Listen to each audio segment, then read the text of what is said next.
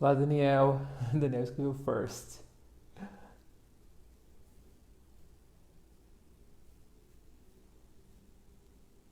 Oi, Luana. Oi, Lilian. Tudo bem? Que legal. Já estamos com 24. Uau, 24 pessoas. Hi, Daniel. Hi, Liliane. Eu acho que o Júlio já está aqui com a gente. Deixa eu enviar um convite aqui para ele entrar aqui também na live.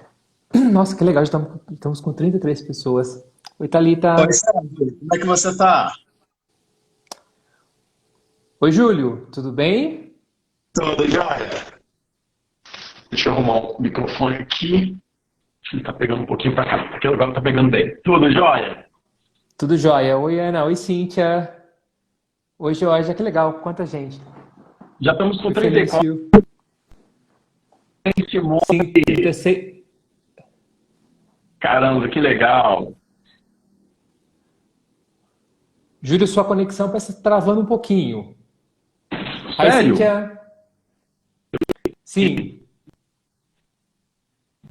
Oi, Josi.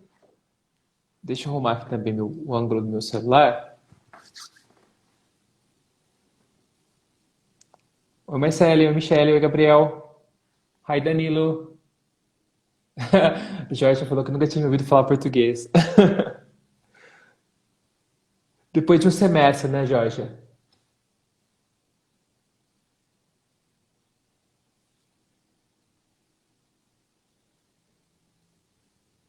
Oi, Dani. Agora. Júlio, tá me ouvindo? Tô te ouvindo bem, e você? Agora parece que melhorou. Por razões Não, tá desconhecidas eu ótimo. tava Agora no tá bom. 4G, eu não tava no Wi-Fi, por isso que não tava bacana. Mas agora tá Não, perfeito, não tá? agora tá legal. Agora tô te ouvindo. Que ótimo, que Sim, ótimo. parece que Sérgio, ó, temos um tá. monte de perguntas aqui, a audiência foi fantástica. Cara, bastantes perguntas mesmo. O que que você acha? Bora Va- começar? Muito, vamos começar. Deixa eu só perguntar para o pessoal: todo mundo consegue ouvir a gente bem? Tanto eu como o Júlio? A aula de inglês ponto online colocou aqui que agora melhorou. Ah, legal. Maravilha. Perfeito. Aí, Inês, tudo Legal, jóia? Júlio. Vamos lá, vamos lá. A primeira pergunta aqui, tenho dúvida quanto ao tempo do curso. A1, course book, 1 year, 6 months. A Carol está sem saber se para Uhum. trabalhar um CFR de nível A1, quanto tempo é necessário. Sérgio, você conhece aquele dado de Cambridge que fala, acho que são 120 horas para cada nível do CFR, né? Você chegou a ver isso? Eu acho que Na já. média. Eu acho que na prática varia. Tem É. uma variação, mas assim, eu acho que dá para usar como parâmetro. Uhum, uhum. Sim, então você vai calcular. Bom, agora é muito importante quando a gente fala de cursos personalizados que você entenda qual é o range que você vai trabalhar com o aluno dentro do nível A1. Você de repente não vai trabalhar todos os aspectos. Em um curso genuinamente personalizado, você vai trabalhar aqueles elementos que são realmente mais relevantes. Então, em um curso de inglês, eu diria que a gente trabalha primeiro os elementos urgentes e depois a gente trabalha os importantes e depois a gente trabalha aqueles elementos mais circunstanciais, caso haja aí fôlego de curso para você trabalhar. Então, varia muito. Pode ser 120 horas, pode ser 80 horas, depende. E é um outro dado curioso. Quando a gente fala de serviço, o serviço é diferente do produto. O produto, vamos pegar um exemplo idiota, mas funcional, um Big Mac. Se você está triste ou está feliz, o Big Mac é o mesmo. Uhum. Se você está disposto ou você está preguiçoso, o Big Mac é o mesmo. Isso é produto. Serviço depende do cliente final.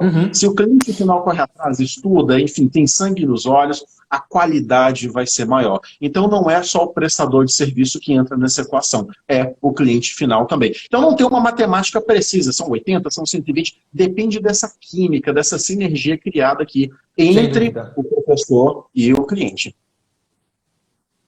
Beleza? Sem Sérgio, alguma dúvida. coisa a acrescentar aqui? Não, eu acho que eu tenho uma pergunta da Maria Fernanda aqui que eu já acho que a gente já pode encaixar ela também. Opa, bora. A Maria Fernanda perguntou para a gente é uma pergunta interessante, quais argumentos realmente convencem um novo aluno a se matricular?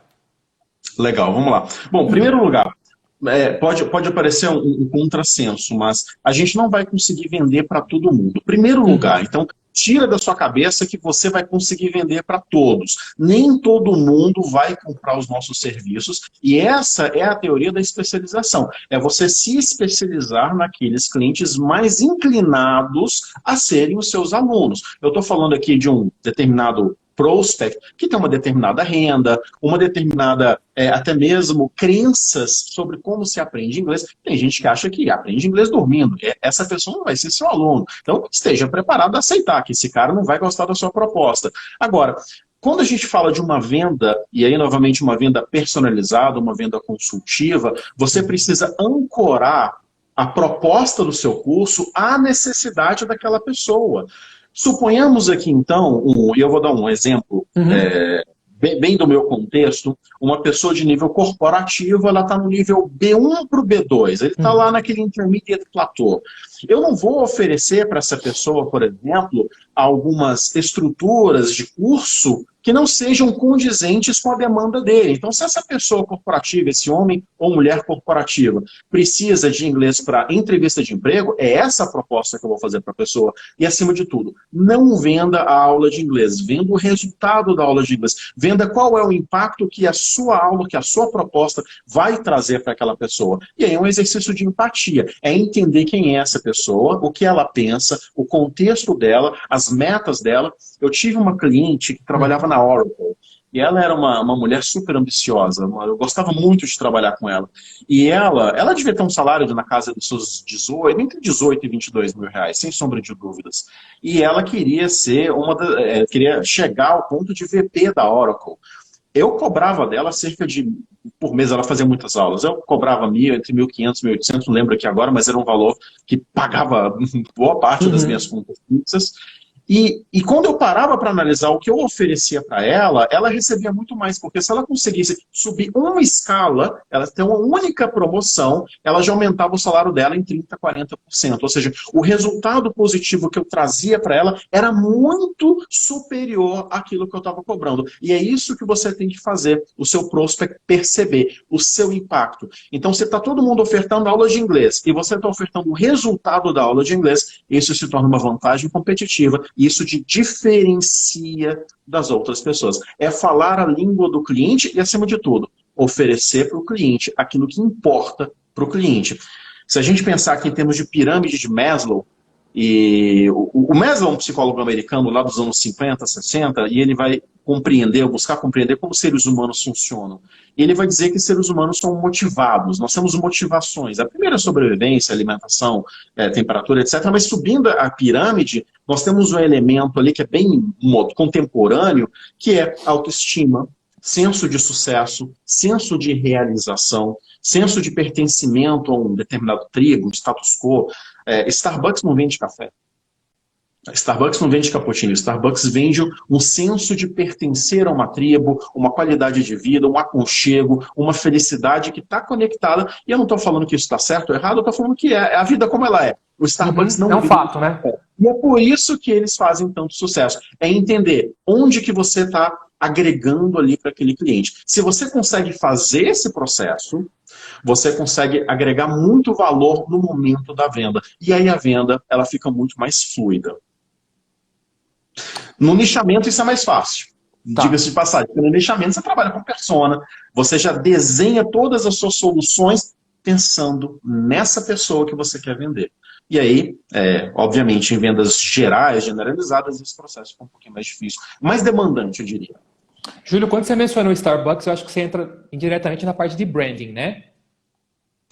Também, o Starbucks ele vai ter todo um trabalho, e aí o ELT, nesse sentido, em termos de marketing, vendas, gestão, a gente está bem, ainda nos anos 80, 90 nesse sentido. Mas o Starbucks ele trabalha alimentos sensoriais no momento da venda. Então tem o aconchego, tem a qualidade, a poltrona ela é propositalmente confortável por uma questão de, eu diria, consistência. Se o ambiente é bonito é porque o café é gostoso. E aí a gente vai ter que ter todo esse cuidado com o nosso personal Uhum. branding também, a nossa Sem apresentação, até o dúvida. português que a gente fala. Tá, eu acho que você já acabou respondendo a nossa próxima pergunta, que era da Bia, que é o que fazer para o prospect ver o valor e não o preço. Boa. Boa. Existe uma relação aqui entre preço e valor. Preço é o que a pessoa paga, valor é o que ela leva.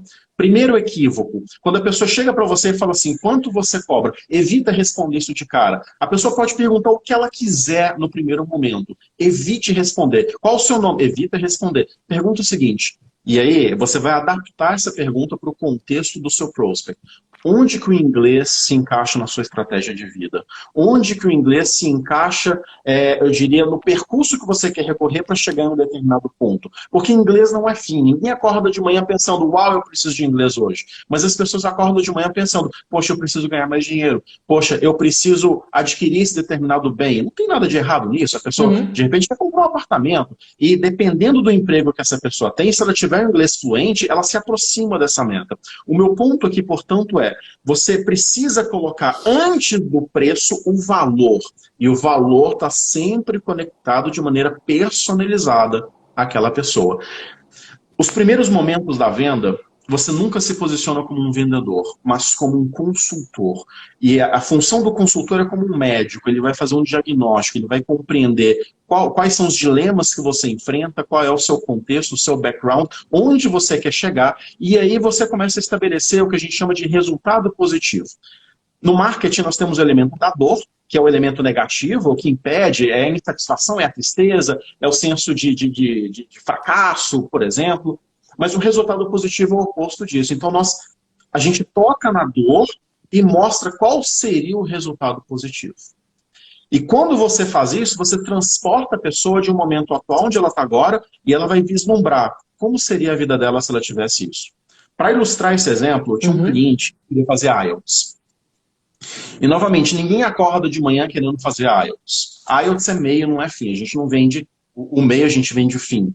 E aí eu fui indagando, conversando com a pessoa, até que ela me disse, estou resumindo a história, mas o propósito dessa pessoa é ir para a Austrália com a esposa e com a filha, porque ele estava cansado do Brasil, ele queria trazer uma qualidade para a filha dele, uma segurança, uma economia que o Brasil não podia fornecer para essa pessoa naquele contexto dela. Então, o que eu vendi para essa pessoa foi a oportunidade de trazer essa qualidade, de trazer aí esses elementos importantíssimos para a família dessa pessoa. Então, eu não estava mais ofertando o IELTS, eu estava ofertando um aumento da possibilidade dele realizar esse sonho. Dentro de cursos de gestão de vendas, é uma máxima muito comum, venda o sonho. Isso é muito raso, isso é muito superficial. Mas entenda qual é o sonho da pessoa. E aí você vende os elementos necessários para a realização desse sonho. E sem sombra de dúvida, o inglês é um componente muito importante na vasta maioria dos casos. Legal. A Ju acaba de perguntar aqui para a gente, vou aproveitar a pergunta dela. Ela coloca assim, como dar essa sensação de pertencimento, no caso do exemplo do Starbucks, para quem está ainda sem nenhum aluno particular e quer começar a ter? Legal. Bom, quando a gente está começando do zero, e em 2008, por exemplo, eu mudei para São Paulo, eu não tinha aluno nenhum. Eu comecei, honestamente, trabalhando para escolas. E eu fui trabalhando para escolas e quando eu entrei numa escola, automaticamente eu já consegui bancar o meu sustento. Eu já conseguia bancar aí a minha alimentação, a minha hospedagem. E para quem me vê hoje, não sabe que quando eu morei em São Paulo, eu morei em kitnet, eu dividi o quarto com 3 pessoas. Eu comecei bem devagarinho mesmo. Então, depois que eu estava dentro das escolas, eu comecei a buscar escolas particulares que trabalhavam em company. Fiz esse movimento. Depois que eu fiz esse movimento, eu comecei a divulgar aulas particulares para minha rede de contatos. E assim a coisa foi girando. Esse foi o meu caso, e é um case apenas. Esses tem vários outros. Se você tem, por exemplo, uma renda, e é muito importante que você tenha uma renda fixa, mas se você tiver, por exemplo, a primeira coisa que a gente faz é criar audiência. Nós vendemos de maneira otimizada para a nossa audiência. E como que a gente cria uma audiência? Com conteúdo. Esse conteúdo são soluções que dialogam com os anseios do seu público-alvo. Você cria esse conteúdo, por exemplo, no Instagram, por exemplo, utilizando landing pages que vão trocar e-books por e-mails, por exemplo, aqui. Enfim, há várias estratégias que podem ser utilizadas.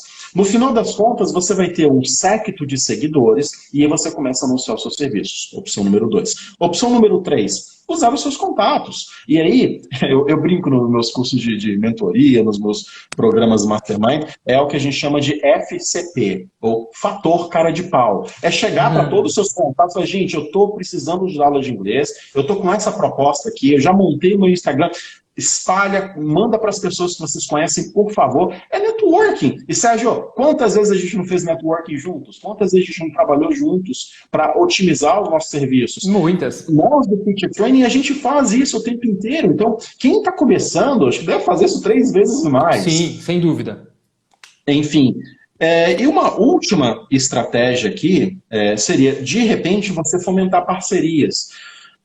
Quando a gente participa de eventos como o Brostiesel, e aí eu já faço o convite a todos vocês, quem não está no Brostiesel, se familiarize, é uma proposta muito bacana. E eu reforço o convite. Sem dúvida. Né? Você vai conhecer pessoas que, por exemplo, trabalham com Travel English, e você tem uma inclinação para trabalhar com kids. Quem sabe uma parceria de indicação mútua. Então, essa pessoa indica alunos para você, você indica alunos para essa pessoa, e aqueles membros dela que mais sangue nos olhos em termos de gestão, que trabalham com um programa de afiliamento. Eu te indico a um cliente, nos 3 primeiros meses você me dá 10% daquela indicação. Não estou julgando aqui, não é certo ou errado, mas é uma prática. Busque aquela prática que faça mais sentido para você. Olha o Márcio contando o braço disso aí pra gente. Obrigado, Márcio. Obrigadão, Márcio. Júlio, tem 2 perguntas aqui que eu vou te perguntar as 2 ao mesmo tempo, porque elas estão super relacionadas. Uma é da Michelle. A Michelle quer saber como responder quando o aluno pede desconto. E a outra é da Alexandra, que ela pergunta assim, como agir quando o aluno pede desconto, mas um aluno que nunca teve aula com você. Então não é aquele aluno que já faz aula com você e pede desconto. É uma pessoa que simplesmente nunca fez aula com você e ela já te aborda pedindo desconto.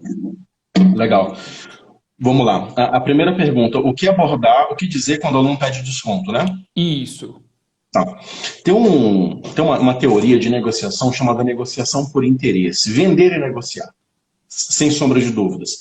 E a negociação por interesse, de maneira muito resumida aqui, é você sempre entender qual é o interesse do outro. E aí você pode perguntar. O que você não pode fazer é agir automaticamente. Então, uma piadinha que a gente conta em cursos de negociação, que é o seguinte. Você tem 2 filhos, e os 2 filhos estão brigando por uma laranja. O que você faz? A maioria das pessoas vai falar assim, eu parto a laranja no meio. Tá errado, porque o interessante aqui é perguntar, por que vocês querem a laranja? Pode ser que o filho A quer a laranja para chupar a laranja, o filho B quer a casca para fazer qualquer outra coisa, não sei. Enfim, busque saber quais são os interesses. Então, quando a pessoa fala assim, eu quero um desconto, eu pergunto, mas a pessoa fala, por exemplo, tá caro.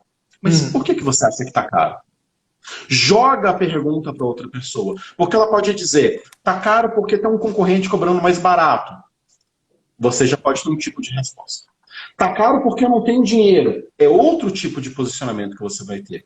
Tá caro porque eu acho que a aula de inglês tinha que custar Y. É outro posicionamento. Então você se posiciona não em cima de falas, mas em cima de interesses manifestados. E se o interesse não é manifestado, você pergunta. Então a pessoa chegou para mim e falou, mas você dá desconto? A minha resposta geralmente é, infelizmente, não. Aí tem um adendo.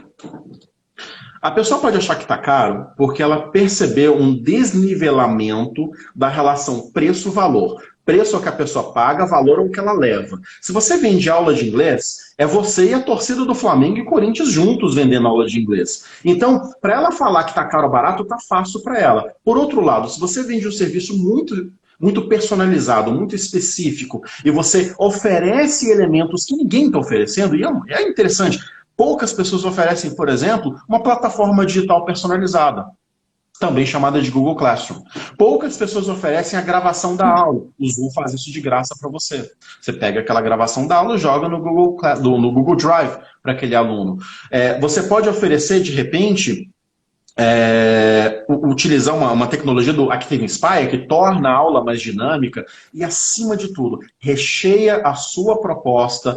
E aí, se você tiver uma proposta de venda super interessante, que você faça isso com depoimentos positivos. A pessoa pode pedir um desconto porque ela pode se sentir insegura. Eu entro na segunda pergunta, que é A pessoa nunca fez aula e pede um desconto. Vamos lá. O que pode motivar a pessoa a pedir desconto porque ela nunca fez aula? Porque ela não sentiu confiança. E eu não estou falando que você fez alguma coisa de errado, mas a pessoa nunca te viu. O que você precisa, então? Mostrar para aquela pessoa que você tem autoridade. A melhor maneira de mostrar autoridade é via depoimento. Eu recomendo que vocês façam uma apresentação de venda nesse momento, nesse contexto de negociação, de venda. E aí estrutura a sua apresentação, capa personalizada, um histórico do aluno que você obteve via Needs Analysis. Se não deu tempo de conseguir isso, faça uma apresentação sua bem direto ao ponto, mas coloque os depoimentos dos seus clientes. Isso vai, de repente, tip the balance e favorecer aí a percepção de valor dos seus clientes. Clientes não, prospects, né? Futuros clientes. Futuros clientes. Legal, a Raíza fala, fica mais fácil contra-argumentar assim.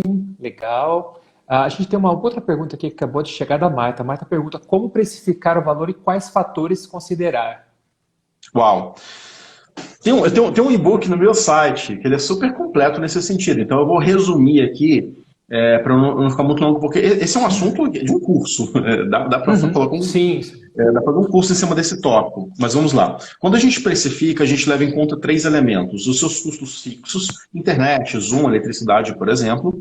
Você coloca os seus custos ali, eu diria, os operacionais, estratégicos. Então, você precisa ter um dinheiro para o seu 13º, as suas férias. Você precisa ter um fundo separado, um fundo de emergência, para um momento de vacas magras. E vacas magras acontece. Quem achava que não acontecia é porque não conheceu 2020. É um momento hoje de vacas magras. Quem fez esse fundo lá atrás enfrentou com mais facilidade esse momento difícil.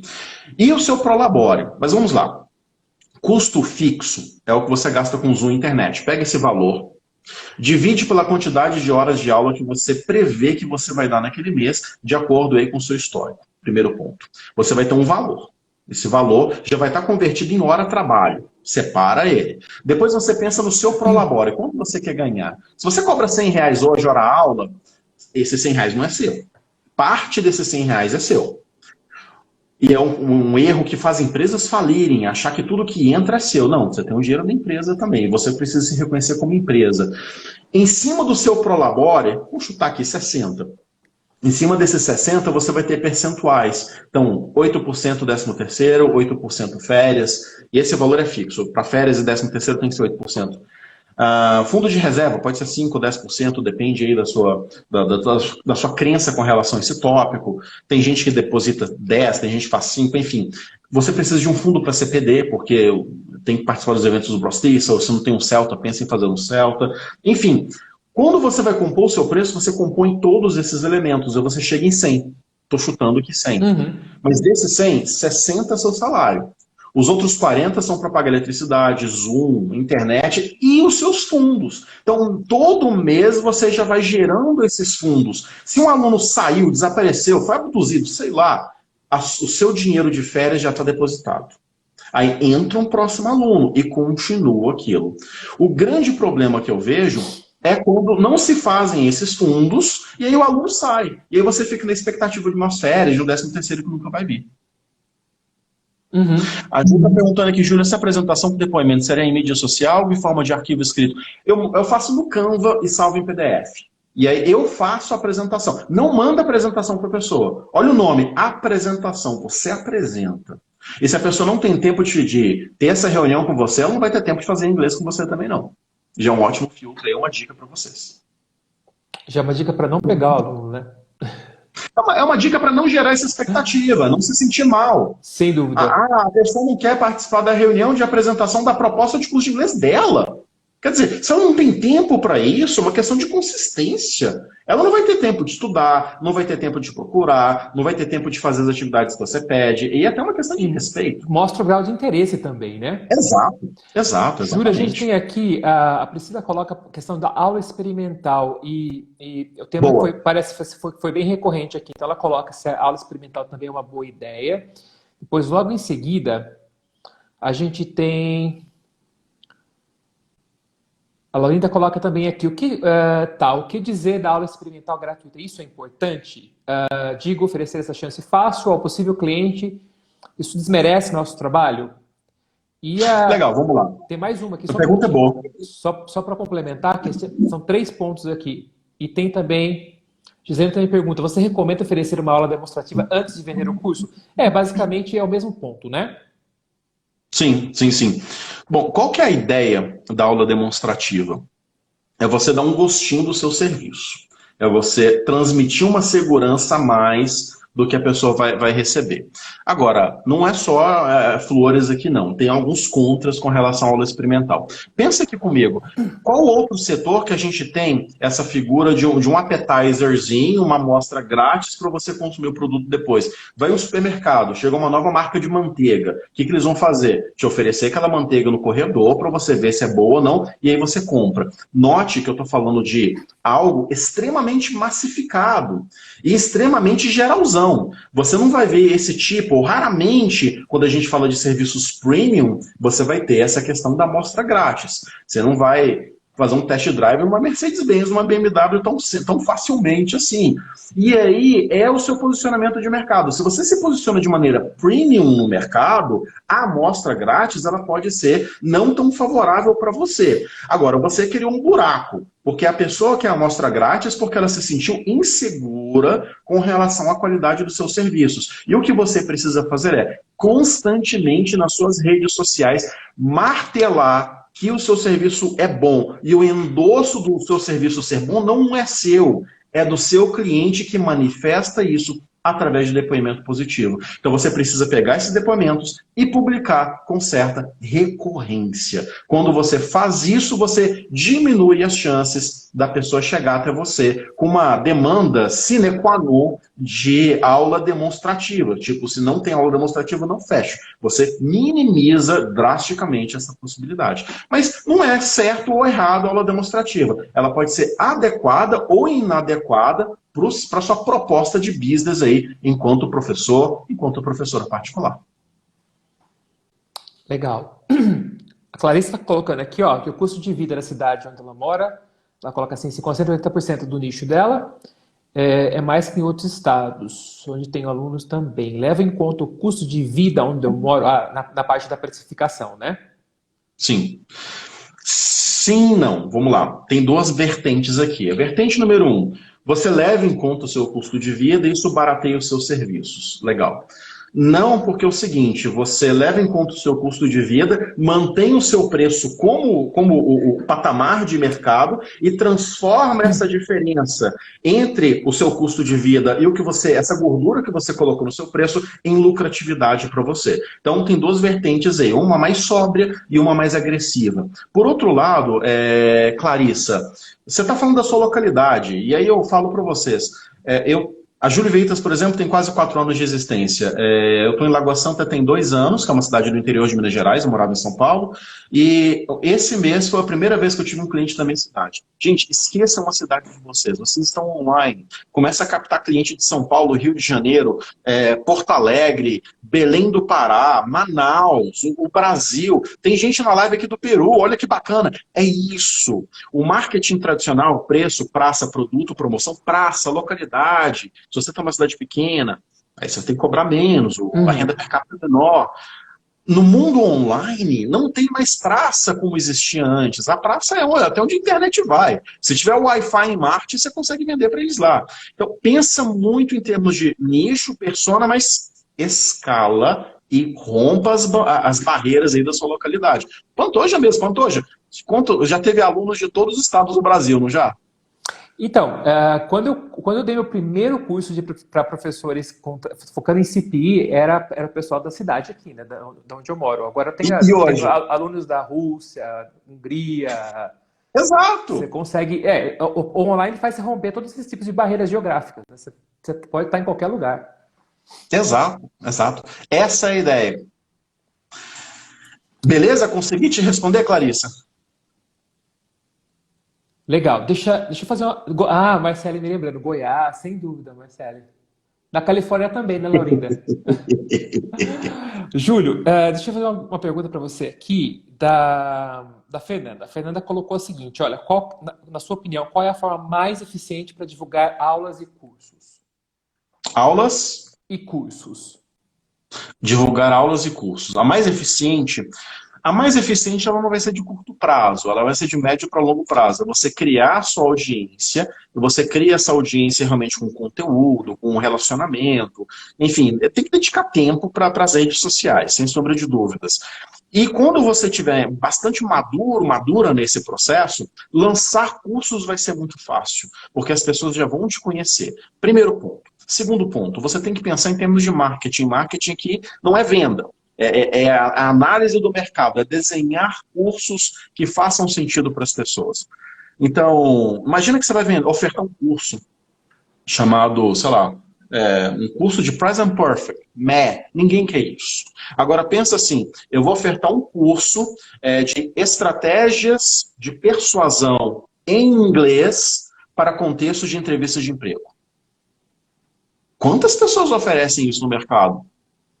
Uhum. A pessoa que vai chegar a você ela não tem nem base de comparação para saber se você cobra caro ou barato, porque ninguém oferece isso, ou raríssimas pessoas oferecem algo nesse sentido. Então, novamente, para vender bem, para ter sucesso na venda, o marketing vem primeiro. As pessoas acham que primeiro eu crio o produto, depois eu penso no marketing, não é o oposto. A gente olha primeiro para o mercado, entende o que o mercado busca, e é como vender água no deserto. Você está no deserto, vai vender água. Você está na Antártica, vai vender cobertor. É assim que a gente trabalha. Então, essa sagacidade de marketing é muito importante. Algumas pessoas vão ter mais facilidade, outras menos facilidade, mas o importante é, não esqueça de analisar o mercado. Perfeito, sem dúvida. Não tem como precificar ou pensar qualquer coisa sem lembrar do mercado, né? É claro. Porque todo mundo acaba assim, muitas pessoas acabam vendendo o mesmo que todo mundo. E aí, é lei de oferta e procura. Se todo mundo oferece a mesma coisa, o valor vai cair. A percepção de valor vai cair. Não tem como. O André pergunta aqui, olha, ele pergunta como fazer contratos e devemos criar acho que era para ser contratos. Devemos criar contratos que prevêem que os alunos ficarão, por exemplo, 3 meses ou 6 meses. Devemos inserir muita coisa que antes, deixa eu ver, devemos inserir multa, perdão. Devemos inserir multa caso eles saiam antes do período. Eu estou procurando um livro aqui, porque essa pergunta ela vai muito na linha da andragogia. Andragogia faz um contraponto à pedagogia. Pedagogia é ensino de crianças, andragogia é ensino de adultos. E nós, adultos, nós temos algumas características em comum. Ninguém vai para uma academia de musculação pensando em ficar lá 1 ano, 2 anos. A gente vai lá, a gente até quer, mas passa 3 meses e já está saindo. Nós temos aí um foco de curto prazo, nós adultos. É engraçado isso. A criança fica porque o pai obriga. O pai fala, não, a mãe fala, vai ficar e fica. O adulto não. Então, o primeiro ponto, não é o contrato, é o desenho de curso. Nós desenhamos cursos de curta duração. O curso tem que ter começo, meio e fim. E quando você atinge aquela meta, e lembra que meta tem que ser smart, specific, measurable, realistic, time-bound, etc.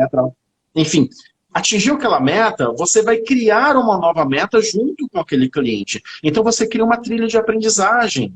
E aí você trabalhou durante 3 meses para atingir uma determinada meta. Chegou lá, o que você faz? Vamos discutir a próxima meta que a gente vai trabalhar. Quando você faz isso, você começa a ter clientes que ficam com você por 1 ano e meio, 2 anos, 3 anos, mas não é que eles ficaram por 1 ano e meio, 2 anos. Eles, na cabeça deles, assim, eu estou ficando 3 meses em 3 meses em 3 meses. Meta, meta, meta, meta, e a pessoa está batendo essas metas. E isso traz aqui uma percepção de evolução muito maior do que, imagina quando a gente estudou inglês, a gente ficava lá 3, 4, 5 anos sem ter uma meta muito clara. A nossa meta é para o próximo nível. Isso não faz sentido em 2020 e não faz sentido com pessoas que não têm inclinação para ser professor de inglês. A gente gosta desse modelo porque a gente gosta da língua, gosta tanto que viramos professores de inglês. Mas o público geral não.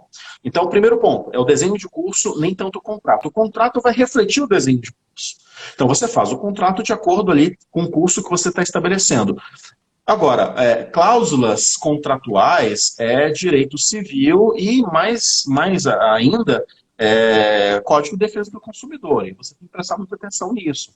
A multa não pode passar de 10%, pode ser considerada abusiva se a pessoa for litigiar isso. E você tem que ter todas as cláusulas de abandono, a pessoa quer parar, como é que ela faz, etc. Especialmente quando a gente fala de cursos one-to-one, isso é um must. Tem que ter mesmo. Uhum. Tá, tinha uma pergunta parecida, mas você já respondeu, mas com uma partezinha dela, que a Kênia pergunta como gerenciar aulas, quebra de contrato, a gente já conversou um pouco sobre contrato aqui, mas como gerenciar aulas de reposição? Isso é um problema. Se não tiver muito explícito no contrato, é um problema, porque vira bola de neve. Isso aconteceu comigo várias vezes. Eu falo aqui de quem já apanhou muito, de não ter contrato, de não ter feito a coisa de maneira adequada. Então, primeiro, tem que estar no contrato. Segundo, às vezes acontece da gente ter um fôlego para ajudar o nosso cliente. A pessoa faltou, teve um problema, etc. E aí você tem que ser bastante diplomático, mas você tem que puxar a sardinha para o seu lado, em dizer, olha, o nosso contrato fala que não dá, mas como você é um cliente especial, como eu gosto muito de você, a gente vai criar essa concessão, mas é só dessa vez, tá bom? Então você vai negociando assim. Há posicionamentos no mundo ELT mais agressivos, de falar, não, você perdeu, perdeu e pronto, acabou. Eu respeito esses posicionamentos, mas não é o meu. O meu é, na medida do possível, seja diplomático, mas não deixe de ser assertivo. Se você não pode, aí você tem que explicar. Sinto muito, não dá, porque eu não tenho tempo na agenda. E o nosso contrato não estabelece isso. Eu te peço. E aí, gente, as pessoas são muito sensíveis hoje. Então você tem que falar 50 milhões de sinto muito, me desculpa, porque senão a pessoa pode até ficar magoada com você, e olhe lá, né? Porque está escrito no contrato e a pessoa rompeu aquela cláusula. Mas a gente está lidando com seres humanos em 2020, é um momento difícil, não vamos aqui ser super assertivos. Se der, deu, se não der, pede um monte de desculpas e toca o barco. Legal. Ricardo pergunta para a gente aqui, como você enxerga essa profusão de pessoas sem formação adequada oferecendo aulas por preços irrisórios? Boa pergunta. Bom, vamos lá. Infelizmente, nós não temos uma instituição como tem o CREA, lá da engenharia, que vai dizer quem pode e quem não pode. Infelizmente. Infelizmente. Isso é terrível, né? Infelizmente. E eu sou de um posicionamento de que eu analiso as coisas que eu posso controlar e eu foco nelas, e aquelas coisas que eu não posso controlar, eu tendo a não focar muito nelas. Mas, respondendo à pergunta aqui do Ricardo, o que eu acho? Eu acho uma hipocrisia, eu acho uma falta de profissionalismo, eu acho um charlatanismo. Todos esses sentimentos negativos que vocês podem imaginar, eu também sinto eles. Mas eu me inclino a pensar que, bom, eu não posso fazer muito nesse sentido, mas eu posso buscar profissionalizar, eu posso buscar ajudar aquelas pessoas que genuinamente têm uma inclinação para a educação. E é o trabalho que eu tenho feito. Tá, Júlio, vou fazer uma pergunta aqui. Você tem, por exemplo, aquele profissional que está se qualificando, que está estudando bastante, você tem aquele profissional que é o típico charlatão, né? Oferece aquilo que ele não vai poder entregar. Sim. Como que você acha que esse professor pode ajudar o aluno a ter essa percepção? No sentido de educar o cliente mesmo. Fazer com que o cliente perceba que você tem esse diferencial do outro, por exemplo, que também é professor de inglês, como você acabou de falar, né? Vai ser todo mundo professor de inglês. Não vai ter nenhum tipo de diferenciação assim em termos de título. Mas, como que você pode educar o cliente para que ele perceba essa diferença entre você e o charlatão que está no mercado? Bom, eu tô procurando aqui esse livro de andragogia, porque seria fantástico citar aqui para o pessoal, até para ter como referência. Aqui, achei. The Adult Learner. Esse livro é muito bom. Ups, caiu um ali. Esse livro é muito interessante, depois eu coloco, se vocês conseguirem tirar um print aqui, alguma coisa assim, mas eu super recomendo esse livro. E é um momento dele que ele fala algumas características do aluno adulto. E uma delas... Pode repetir o nome do livro, por gentileza? Claro, The Adult Learner, do Malcolm Knowles. Acho que é Knowles o sobrenome dele. Legal. A pronúncia. O adulto, ele gosta de saber o porquê. A criança, nem tanto.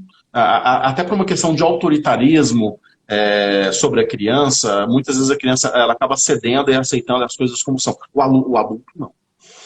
Então, quando você vai dar uma aula, imagine aqui que você contextualizou a sua aula utilizando uma técnica de storytelling. Quando você terminar essa contextualização, no final da aula, vira para o seu cliente e fala assim, você percebeu o que eu fiz? O que você achou? Essa é uma técnica chamada storytelling, ela é assim, assim, assim. Ela tem um objetivo X, Y, Z. Como que você se sentiu com relação a isso? Ou então, você deu uma aula no estilo task-based. dá a sua aula task-based e depois conversa com o seu cliente sobre as motivações de você ter utilizado o task-based e se posicione como um profissional, um operador das metodologias envolvidas ali, buscando esse consenso, buscando essa negociação com o seu cliente. E automaticamente a pessoa vai começar a perceber que, esse professor não está dando aula da cabeça dele. B, esse professor tem umas técnicas bem interessantes. C, técnicas variadas, porque ele está sempre trazendo coisa nova. Ou seja, e aqui eu estou só dando um exemplo, e eu percebi isso muito quando eu dava aula de inglês corporativo em São Paulo, no momento que eu fazia o CELTA. E eu fazia o CELTA, eu já colocava aquilo em prática com os meus alunos, eu até dava aula no IASEG nessa época, e enfim...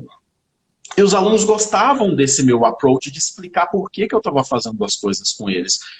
É como um engenheiro que vai desenhar, vai fazer os cálculos ali, vai falar, olha, aqui na sua sala eu estou colocando esse pilar aqui, porque veja, o seu segundo andar vai ter uma banheira de hidromassagem, vai ter um peso extra. Então, por isso que a ferragem tem que ser mais reforçada, tá? E aí a gente começa a entender, pô, esse cara não está pedindo para eu comprar ferragem muito mais cara porque é da cabeça dele. Tem uma razão de ser. Essa razão de ser gera autoridade e a autoridade gera diferenciação. Busque fazer isso com seus clientes. É uma ótima estratégia para você se diferenciar daquele charlatão que disse que teve uma epifania e criou um método da noite para o dia. Eu acho que isso se conecta bem, por exemplo, quando você dá aula e você ensina, vamos dar um exemplo assim clássico, o Present Perfect, né? Se o aluno tem aquela percepção que ele aprendeu algo que chama Present Perfect, por aprender o Present Perfect é uma coisa. Exato. Se ele sentir que ele aprendeu o Present Perfect para ser usado no contexto de uma entrevista de emprego, é algo completamente diferente. É o que o Simon Sinek fala no livro dele, Start with Why. Começa pelo porquê, mostre o porquê das suas ações. E aí o cliente vai perceber que as suas ações elas são ancoradas em algo muito maior do que nós mesmos. Tem 40 anos de ELT, de pesquisa acadêmica, dizendo como pessoas conseguem ter aí uma aquisição linguística. Então não é uma coisa que a gente tirou do vácuo. Tem uma história envolvida aí. Sim, sim. Eu acho que também isso é interessante porque o aluno vai perceber que você sabe daquilo que você está falando, né? Tem expertise envolvida, né? Sim, exato. São promessas vazias. Exato, exato. A Clarissa está falando aqui, eu uso o custo de vida da minha cidade, o mercado aqui para precificar. Não, maravilha, Clarissa. Agora, eu só estou dizendo que, de repente, começa a buscar vender para fora da sua cidade e gradativamente você pode ir aumentando o seu investimento, se essa for a sua vontade. E você está falando que é difícil equalizar isso. Respondam para mim, pessoal, quantas aulas de empreendedorismo vocês tiveram na faculdade de letras ou em um curso CELTA? 0. É difícil porque é novo. Lembra quando a gente aprendia inglês? Eu demorei a aprender inglês, porque era difícil, era no começo, a gente não sabia como que a coisa funcionava, e a gente foi insistindo, insistindo, insistindo, até que a gente chegou na fluência. Com o empreendedorismo é a mesma coisa. Algumas pessoas têm uma inclinação maior, outras têm menor, uns têm paixão, outros têm necessidade. Mas algo é bastante claro, sem conhecer minimamente empreendedorismo, você vai ter muitos obstáculos para se posicionar no mercado enquanto autônomo e enquanto autônoma. Legal, Bisser está, coloca aqui, eu gosto de dizer o que... Gosto de dizer e por que perguntar... tá, legal. Ela colocou que gosta de perguntar no final para o aluno, o que você aprendeu hoje? Para fazer o aluno refletir no aprendizado. Eu acho que deixa a experiência mais tangível, né? Sim, sim, sim. Bom, tem uma pergunta aqui da Juliana, ela quer saber o seguinte, vale a pena fechar pacote de aulas, por exemplo, 12 aulas em 3 meses? Trabalhar com pacotes? Então, novamente, porque o pacote, para mim, ele está subserviente à proposta de curso. E a proposta de curso é subserviente ao marketing. Então, eu não consigo olhar direto assim lá no final, eu vou olhar aqui no começo. O seu marketing, ele determinou um curso de 3 meses. Então, vou dar um exemplo. Tem um curso chamado Estratégias de Apresentações Corporativas. Então, nesse curso, que é um curso de 10 sessões, só para pessoas no nível B1, B2 para cima, a gente vai trabalhar essas estratégias. E muitas vezes eu trabalho de maneira multilevel. Eu vou ter pessoas ali, um strong B1 com um weak B2, e eles vão estar juntos ali. E é um curso de 10 sessões. Mas notem que essas 10 sessões, elas estão muito ligadas ao meu desenho de curso. Se você tem lá 3 meses seguindo um material X... mas qual é a meta? O que você vai agregar para o cliente nesses 3 meses? Um elemento até para retenção do cliente é o cliente saber o que a gente vai trabalhar nesses 3 meses, qual é o nosso foco, qual é o nosso objetivo. E com o Google Classroom por aí, gratuitamente, dá para você montar verdadeiras trilhas de aprendizagem para você levar o aluno de um ponto A até um ponto B. Eu acho válido, sim, você quebrar. Quanto mais você quebrar, menor. Quanto menor for a duração do seu curso, maior a chance de retenção. Mas lembre-se que você tem que ir trocando esses contratos. Ou você faz um contrato único, ele começa com 3 meses e você coloca uma cláusula que ele é renovado automaticamente a cada 3 meses. É uma maneira de você se safar, mas coloque os objetivos do curso no seu contrato. Eu acho isso muito importante. Traz um senso de direcionamento. Escola regular tem uma vantagem sobre a aula particular nesse ponto. Por mais que seja uma vantagem muito mais psicológica do que real. Porque na escola a pessoa sabe onde que ela está, onde que ela vai chegar. Tem os níveis de maneira muito determinada. Enfim, tem todo aquele processo ali. Primeiro ponto. E segundo ponto, a pessoa tem um benchmarking do outro. Então ela sabe onde que ela está. Na aula particular, se você não trabalha com metas, o seu cliente ele pode desistir. E quantas vezes um cliente não vira para a gente, eu no começo da minha carreira, não estou sentindo progresso. E eu estou olhando para o cara e falo, putz, o cara está super evoluindo. Mas ele não consegue perceber. E por quê? Porque não tinha meta tão clara assim. Então é uma maneira de você otimizar o seu curso e, por conseguinte, manter a sua renda mais estável. Por conseguinte, você ter aí mais chances de propaganda boca a boca. Então é só um processo, é um ciclo virtuoso quando a gente mantém o cliente com a gente de maneira profissional por o máximo tempo possível. Legal, deixa eu ver se a gente tem mais alguma pergunta chegando aqui.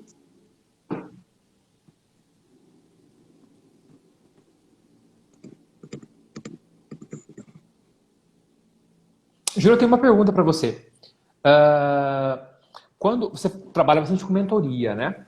Quando professores se procuram, por exemplo, e você acaba de repente falando alguma coisa, ou instruindo o professor a trabalhar de alguma forma que, a princípio, pode ser um pouco contraintuitiva com relação àquilo que ele ou ela faz.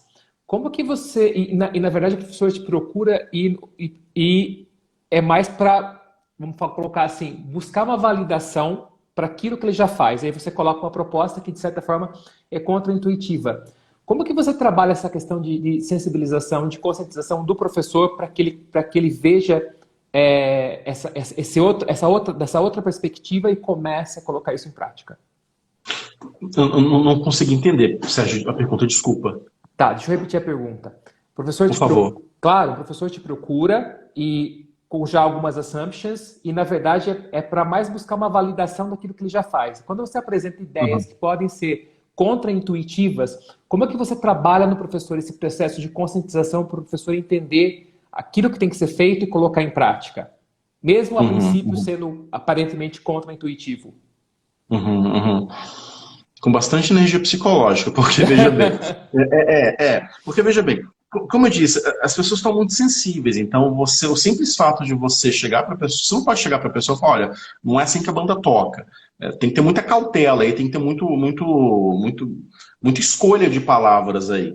Sim. Mas eu diria, no começo do processo, eu diria assim, olha, o que você está colocando tem esse ponto favorável, tem esse ponto negativo. E eu gostaria de te apresentar um outro ponto de vista, que é assim, assim, assim, tem esse ponto positivo e esse negativo. Como foi, por exemplo, a questão aqui das aulas experimentais. Eu apresentei os dois lados, falei tem vantagem e desvantagem aqui. Agora, se você vai trabalhar de maneira mais premium, a aula experimental pode ser contraproducente para você por essa razão. E falei, deixei a pessoa falando, pensando, sabe assim, não estou falando, siga-me porque eu sou o dono da verdade. Mas eu estou colocando aqui, cada escolha é uma renúncia. E como um mentor, como uma pessoa que trabalha cursos de empreendedorismo, eu tenho que mostrar a teoria das coisas. E aí a pessoa faz a escolha dela. Perfeito. Não é uma imposição, né? São sugestões. Não, de forma alguma, de forma alguma. Obrigado, Georgia. Georgia fez dando um feedback positivo ali. Legal, Georgia. Temos mais uma pergunta aqui. Da Marcele. Marcele está perguntando. Acho que essa aqui eu posso contribuir também um pouquinho. Como definir material para aulas particulares? Definição de material. Acho que essa pergunta é mais para você do que para mim. Depois eu vou dizer por quê. Eu acho, Marcelo, legal que você levar em consideração aqui realmente. Eu acho que é uma pergunta difícil de ser respondida, porque ela vai depender muito do contexto que você está e das necessidades do aluno, né? É, com os alunos particulares que eu tive, hoje, infelizmente, eu não consigo encaixar mais, mas quando eu trabalhei bastante com alunos particulares, trabalhava muito adaptando. Embora eu seguisse um coursebook, tinha muita adaptação para o aluno poder sentir que eu não estava simplesmente seguindo o coursebook, mas estava usando o coursebook como um guia, mas adaptando e personalizando para as necessidades do aluno, né? Então, eu acho que uma coisa a considerar é o que eu sou, as necessidades do aluno, de repente, fazer uma needs analysis antes. Eu acho que o Júlio pode falar sobre needs analysis. Não falamos sobre isso ainda, né? Sim, sim, sim. Nós precisamos falar ainda. Isso. Então, pensar numa ideia de fazer um needs analysis para poder identificar as necessidades desse aluno e, baseado nisso, fazer a escolha do material, ou, no caso, fazer um material totalmente personalizado, e a gente vai ter que levar em consideração a questão do tempo, né? Porque para personalizar totalmente demanda tempo, ou pegar um material que vai te ajudar e você vai passar menos parte do tempo possível personalizando esse material. Que eu acho que aí Exato. pega muito, né? Essa parte de você preparar uma aula personalizada do zero. Então a gente tem que tentar Sim, otimizar isso, escolher um bom sim, sem sombra material. de dúvidas. Sem sombra de dúvidas. Por exemplo, em 2003 eu tinha uma escola. E o que eu fiz? Eu fui tinha uma livraria, acho que não era SBS, era uma outra livraria em Belo Horizonte.